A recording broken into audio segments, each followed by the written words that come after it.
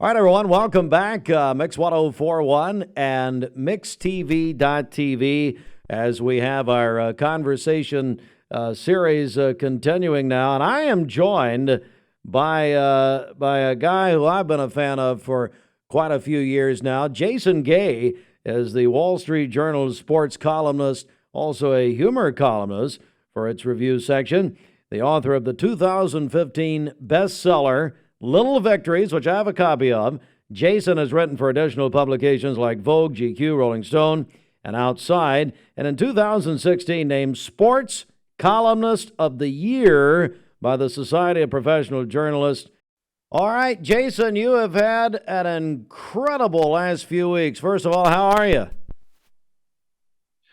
I'm pretty sure I'm on the Eastern time zone. You're right. I bounced around a little bit, but I'm going to sleep in the dark and I'm waking up with the birds, so I can't complain right now. It's been a hectic a few weeks rather. A few months, yeah. Jason Gay joins with the Wall Street Journal. So, Jason, talk about your personal experience covering the Winter Games in Beijing. Sure. I mean, these games were unlike any other. We had a little bit of a dry run with it in Tokyo, of course. The Summer Games were in Tokyo in July, and, they were COVID games, so to speak, because we were in kind of this confined area. There were no fans. You had a lot of restrictions on travel, but China just sort of took everything to another level. It was even more restrictive than we experienced in Japan. And on both, visiting people like newspaper reporters, but also the athletes. And really the great fear of anybody who was participating in this, and especially for the athletes, was you just did not want to get into any kind of quarantine situation. You did not want to test positive either close before the games or while you were there, certainly, because we saw that in a few instances of real heartbreak of people who got there, 4 years preparing for a dream and just bounced because of a COVID positive. We're joined by Jason Gay with the Wall Street Journal. What do you make of the United States reaction to it? We've seen the stories, even in your publication, that the ratings were the lowest in the history of the games. What is that? What does that say? I think it's a number of factors here. I mean, one was that you had games that was on a different time zone altogether, right? 11 hours in the future. And so you saw a lot of the marquee events were happening either very late at night or early in the morning for people, which isn't terribly convenient for live television. But you also had, kind of this dour feeling heading into these games. In addition to the fact that you had COVID hanging over them, China is a country that is besieged by very legitimate human rights concerns. And there's a great deal of concern that the Olympics were kind of being used as a platform for this government. And I think it created a lot of weird feeling in this country, antipathy towards the games. We certainly saw that. And, the kind of warm feeling that the games historically has been associated, there wasn't a great deal of that this time around, I believe. You wrote a column, Grandma Olympics Stumbles to the Finish. Very appropriate. I mean, they were great, but I don't want to overemphasize the fact that, despite the roadblocks and the hurdles and the legitimate grievances people have with regard to China's hosting of the games, there were still some pretty epic performances, and we did see some pretty spectacular things happen with U.S. athletes and athletes from around the world. I just think that what this is going to do is going to give an important pause for, not just the IOC, because I don't think people have a great deal of faith in the International Olympic Committee to act unilaterally here. But I think the public is kind of expressing here that they are tired of the games in this manner. I mean, this is now generations worth of questionable choices in terms of locations and cost expenditures and corruptions and things like that. And I think that this is going to prompt the question of there needs to be serious consideration given to hosts and perhaps permanent locations and perhaps alternative ideas about what the Olympics can be. Just throwing something out there. I mean, is it really necessary to actually gather everybody in one place to do the summer games anymore, or the winter games anymore? I think it's wonderful, the idea of it, and those Olympic ceremonies of our youth that we remember, and seeing all the countries flock in are really great memories. But in this day and age, and certainly if we live in this sort of pandemic environment, why can't we do versions of the games in different locations? That would certainly help things logistically. It would help things in terms of cost savings, and it could help things, public health wise as well. Joined by Jason Gay with the Wall Street Journal. What did you make of the Russian skating situation that got so much attention toward the end of the games? I mean, it just was ugly. I mean, it was a mess. I mean, there's just no way you could look at that with a straight face and say this is something that we want to see perpetuated. The issue here, of course, was that a young, very talented Russian skater tested positive for a medication that is banned, and instead of throwing her out of the games, which is typically the protocol for something like this, she was allowed to petition to the Court of Arbitration in Sport and skate. So she was skating under this metaphorical cloud. And this young woman is 15 years old, Valieva. And I don't know what you were like at 15, but 15 years old, I could barely, get out the door in the morning. And it's very hard to look at that and not think of adult intervention and adults around her, and just feeling that this is, in addition to being unfair to all the competition, pretty unfair to her. And you saw it kind of come to a head in the final skate, where she had, for her, a drastically bad performance that threw her off the medal stand, something that nobody expected. And just, that is an event, the Nancy Kerrigan, Tanya Harding year notwithstanding, that is typically sort of an emotional pinnacle for the Winter Games. It's a very highly popular event, and this was, I would say, the nadir of the Olympics in Beijing. Certainly so. Well, Jason, you left Beijing, you go to Los Angeles to go from the Olympics to the Super Bowl. Had you ever done that before? Had you ever gone those events in a row?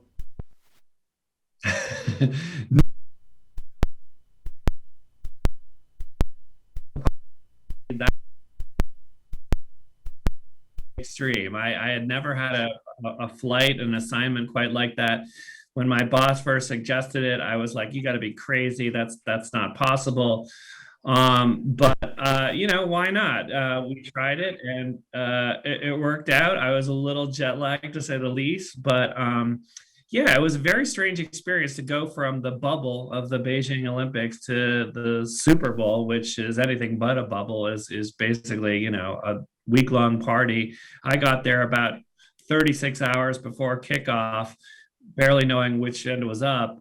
But ended up being a pretty interesting game. I wouldn't put it in the category of classic, but both teams had a shot at it late, for sure. Yeah, what do you make of this Los Angeles Rams team that defeats the Cincinnati Bengals of Joe Burrow? What do you make of the Rams? It's a funny one, because there's a lot of interesting elements to the Rams. They have some great players, of course. They have a very good coach with Sean McVay, but they're a team that feels a little removed from its community still. Maybe the Super Bowl will be the thing that put them over the edge with Los Angeles, but LA isn't a kind of place that is going to live and breathe the football team, unlike a lot of other NFL cities. So it's a little bit of a weird vibe there. I don't put them in the category of like a dynasty on the verge. They're built and structured that way. Again, that game could have gone to Cincinnati very easily. That would look like it was going Cincinnati's direction for all but about the last 3 minutes. So, I'm not quite ready to put them into the category of great NFL franchises, but it is the dream for the NFL. They got what they really wanted for many, many years. Football was not present in Los Angeles. It's the second biggest metropolis in the United States. Did not have football for 20 years. So to have a team show up there and within 6 years go to not one, but 2 Super Bowls, win one, and win it in this crazy, giant $5 billion stadium, that they couldn't have drawn it up any better. Now, whether or not they make that emotional connection, as we see in other great NFL towns, is up for question. But in terms of success rate, they're getting that done. Do you believe that Coach Sean McVay is going to hang around, or will he go to the broadcast booth, as has been rumored? I have no inside information on that, but I don't feel like he would make the jump just yet because that team definitely looks to be competitive next year. They have Stafford coming back. Donald seems to be inclined to come back. They can bring back a number of their star players. And if you can run it back, why not run it back? I think he was saying that at the parade. Let's run this thing back. And again, I don't think they're built to last. There's too much older free agent veteran talent on that team. But I think 2022 is definitely in play for Sean McVay. And, the nice thing about being 36, and that's in my rearview mirror, but the nice thing about 36 is you got a lot of runway in front of you. So Sean McVay is always going to have opportunities to do television. He's always going to have opportunities to coach. I don't deny that it's an exhausting profession that creates burnout. We see it all the time. And, there's no reason to believe that it's any easier for him. But I do think there's enough compelling reasons for him to want to come back next year. Joined by Jason Gay with the Wall Street Journal. Couple of other NFL topics. All right, Jason, Aaron Rodgers, what's going to happen? Well, I mean, talk about somebody who likes to keep us all in suspense. I feel like, he's just letting out his inner Jeopardy host, right? He's the guy who, came out for Alex Trebek's job after the late, great Alex Trebek's passing. He was one of the people who guest hosted, did a nice job, actually. But, he certainly likes, answers in the forms of questions and being somewhat mysterious. And though I think that he's shown some aspects of contrition, we saw it in most recent statements saying like he didn't realize all the stuff he was saying about vaccinations and so on would cause blowback upon people who he loved in his life. He can't help but want to kind of goose the conversation. I feel like he's a guy who wants us to be talking about him even when the season isn't happening. And so no better way to do that than to keep it close to the vest. Now, he has said that I'm going to make this thing not drawn out like last year. And the tea leaves that he's leaving really seem to lean towards Green Bay, that relationship with the coach, with the GM seems to have been repaired. It doesn't seem to be as in drastic shape as it was at the beginning of last season. But he's a mercurial guy. I would not be surprised to see him move. I mean, I think if nothing else, he's going to keep us in suspense until the moment that he actually has to pull the trigger. And they just hired, I think, his retired quarterback coach, something like that, one of his favorite assistants. So that's right. Well, the paranoia was, of course, that Denver, went out and got the former offensive coordinator of the Green Bay Packers to come there. And Denver is also a team that'll be looking for a free agent quarterback signing. And so that just feels like a natural fit in theory. So I think the Packers are wise to make every move possible to make Green Bay remain in an amenable situation. It's certainly a better team. I mean, they were very disappointing in the playoffs to lose to San Francisco at home, but it's very hard to look at Green Bay as a franchise and say that they are in a lesser position than any of his possible free agency destinations. Some of the writing I've enjoyed reading of yours the most is when you write about, what is it, the shrimp boat lobster captain? Is that what you call him? Bill Belichick and his hated New England Patriots. Is that right, Jason? He is the lobster captain is the nickname that I gave to Mr. Belichick a handful of years ago, and it seems to have stuck. Readers seem to like it. Some people in Maine take a real exception to it. The actual lobster boat captains don't like the nickname, but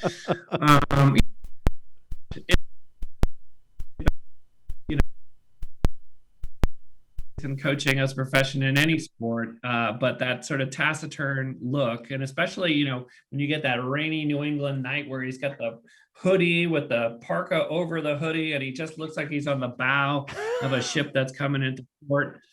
It's hard to not think of him as some sort of crusty old captain.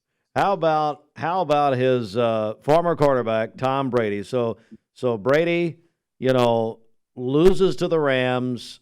Looked like he was going to come back. Buccaneers lose. Tom leaks his retirement to probably your buddy Adam Schefter. I don't know if you guys know each other. And then he announced it himself. But now we're hearing, Jason, oh, hang on a second. Tommy may want to come back. Yeah. Well, we haven't heard from Tommy on that front, but definitely speculation is raging at the idea of Brady coming back. And the reason I think it's raging is that there are available possibilities for him that actually kind of make sense. The first one, of course, is, Tampa Bay is a perfectly good team. They won't be as stacked as they were for this year, but they're a team you could come back to and, are no threat of not making the playoffs, I don't think. But then he's got San Francisco, his childhood team. He grew up worshiping Joe Montana, Steve Young, and he always sort of dreamt of the idea of wearing gold and burgundy. And so the idea of going to that franchise is actually in play. Now, I don't know if it makes that much sense for San Francisco. Who knows how much runway Brady has left. Another possibility, Las Vegas. They have a quarterback in Derek Carr who's liked by the team, but he's got a new coach, and that coach is Josh McDaniels, who's Brady's old offensive coordinator with the Patriots. There are some interesting, attractive destinations, and I think that's what gets people gossiping. But until that guy actually gets out there and makes this call, I don't buy it. I think this is it. And he was very fortunate to win that Super Bowl last year, to have a way to walk away this season, because that last game against the Rams, they didn't lose because of him. He was fantastic in mounting that comeback. He really, really left it out on the field in a spectacular way. And that's the kind of exit that we want athletes to have, to leave us with something left. No one wants to see Tom Brady hobbling around for a 6-10 season. Well, I don't know. Maybe some people who Brady crushed over the years would love to see that happen. But in terms of like perfect endings, you seldom get to have them in football, and he very much has come close to doing that. So I think it would be foolish to run right back to it immediately. Jason Gay, just a couple more questions here. Jason Gay, of course, the sports columnist of the Wall Street Journal, award winner. As you think about, let me just talk about you for just a second. No, I'm not going to try to make you cry like Barbara Walters here, but as you think about getting into journalism, as you think about what you do on a very national platform, in my opinion, the finest newspaper that there is, the Wall Street Journal. All right, who are some of your heroes? Why are you doing what you do today? How did you get here? What happened? And who do you look up to? Well, I'm crying. I don't know if you can see it. I'm sobbing over. You got me. Yeah. But well, you're very kind to say that, and I am very lucky to work at a place like the Wall Street Journal, which is just full of incredible talent, and I'm lucky to ride in their wake. But I grew up in Massachusetts, and I was a paper boy for the Boston Globe, and this was at the peak of the Boston Globe sports section, when you had talent like Jackie McMullen, Dan Shaughnessy, Lee Montfield, Bob Ryan, and on and on. And it was impossible to read that sports section every day, as I did, and not think, man, this would be the best job in the entire world. These folks get to go to games and just talk and write about them every day. What's not to like about that? So I pinched myself to have gotten that opportunity with a paper like the Journal. And those were my heroes. And, I know that people get their news differently nowadays, where a lot of us are online. More people are reading the Journal on their phone than ever before. But I still believe in the power of the written word, and that it has the ability to sort of captivate and engage people in a way that very little things do. So I'm really, really grateful for the opportunity to have it. A couple quick notes here. I believe in doing exhaustive research on you, Jason, I believe that you did the last regular show that Regis Philbin ever did. Is that correct? On FS1? Is that right? That's right. That's right. It was a short-lived television show called The Crowd Goes Wild, and it was on Fox Sports. And I was on that show because of Regis, who was somebody I knew a little bit, believe it or not, because I used to call him about Notre Dame sports. You know, he was a Notre Dame grad and a Notre Dame sports obsessive, and we developed a friendship over time. And so when he was putting together this crew to be his co-host with the show, he's like, well, what about that, you know, that geek at the Wall Street Journal? You know, maybe we could stick him in a chair too. So I was literally on that show because of him. And you know, though the show was not very long-lived, it was a real pleasure to be in the orbit of a guy like that, who is a piece of television history himself. He did, you know, more live television than anyone in television history, which is a really incredible claim. When you think about it, think about, like, you know, the idea of just having your face and what you're saying on TV, thousands and 20,000. I mean, you know, it just goes on and on and on. And Who Wants to Be a Millionaire and all that. So, you know, my favorite memories of that show were sitting in his dressing room, asking him about old people that he had, you know, gotten to know over the years, whether it was his Sinatra stories, his Dean Martin stories, and on like that. That was the real pleasure of that. Certainly so. Jason Gay, and final question. I saw you on CBS Sunday Morning, also one of my favorite shows. You were interviewed by Ted Koppel.